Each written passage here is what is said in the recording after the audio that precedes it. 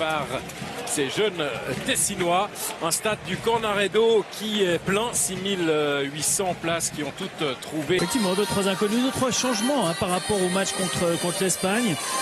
Je dois dire qu'effectivement, Freuler et Burki ont relativement peu. Le même cas pour le Japon ce soir, avec également un mix entre des titulaires certains et quelques 19 juin contre la Colombie. Le Japon qui affrontera également lors de cette Coupe du Monde dans son groupe au premier tour. Qui lui incombera. Mbolo en relais avec Gavranovic, c'est bien fait justement pour Freuler, mais le gardien Kawashima peut surgir sur le flanc droit avec Shaqiri. Oh, superbe passe de Shaqiri pour Mario Gavranovic, le centre devant le but. Le ballon revient sur Gavranovic qui est signalé hors jeu par la défense japonaise, en l'occurrence le grand Yoshida.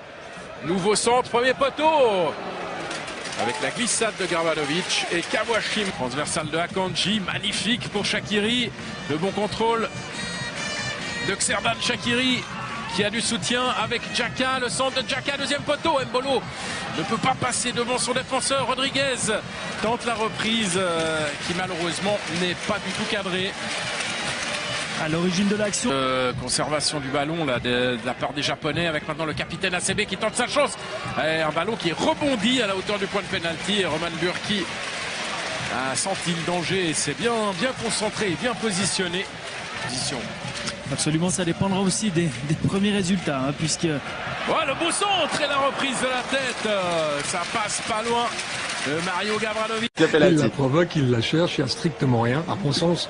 Ensuite, tant mieux, voilà, c'est ce qu'il fallait pour débloquer un petit peu l'histoire. Rodriguez, dans ces circonstances-là, est quasiment imbattable, même si le gardien...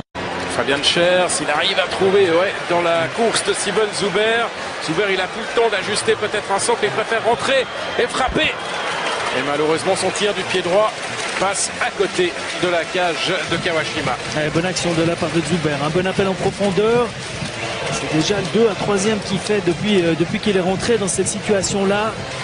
Il a cette capacité à rentrer dans le terrain très très vite par des touches de balle, multiplier des petits pas, il est vite sur 5 mètres.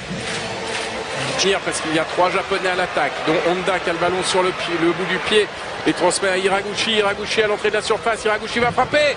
Un ras de terre. C'est cadré, mais c'est aussi très centré. Pas de problème pour Burki. L'équipe de Suisse, on en parlait, l'équipe de Suisse complètement partagée en deux, avec 5 joueurs qui attaquent, 5 joueurs qui défendent. Les Japonais sont partis à 3 contre 3. Voilà, il ne faut pas solder cette fin de match et faire n'importe quoi. Impérativement. Un peu d'inattention là de la part de Remo Freuler, parce que le ballon qui lui a été glissé était bon. Et puis le gardien se fait lober. Dommage. Et c'est à côté. Et c'est à côté. Ouais. Kawashima, il a eu très très chaud. Regardez cette relance complètement manquée. Shaqiri, il fait le bon geste. Hélas, ça passe juste à côté. Regardez sous cet angle encore. Certainement le plus bel angle. Ici, on voit Shaqiri en relais avec Jamaili Shaqiri. Le centre au deuxième poteau. Ballon remis par Boubandje. Le but. Oh là là. Quelle action d'école de la part de l'équipe de Suisse. Et c'est Seferovic qui retrouve le chemin des filets. Et voilà pourquoi on vous disait que c'était important pour Petkovic de lui redonner quelques minutes de jeu, parce qu'à l'arrivée de cette action, c'est lui, Haris Seferovic, qui n'avait pas encore marqué en 2018, qui peut s'offrir cette réussite. Absolument, sur un contre finement mené par l'équipe de Suisse, mais une fois de plus, c'est quand même Shaqiri qui, une fois de plus, fait une très bonne deuxième mi-temps. Quel détonateur qui, sur un 1-2, réussit à prendre le dessus, piquer le ballon sur le deuxième, et Boubandje qui n'a absolument rien à faire là.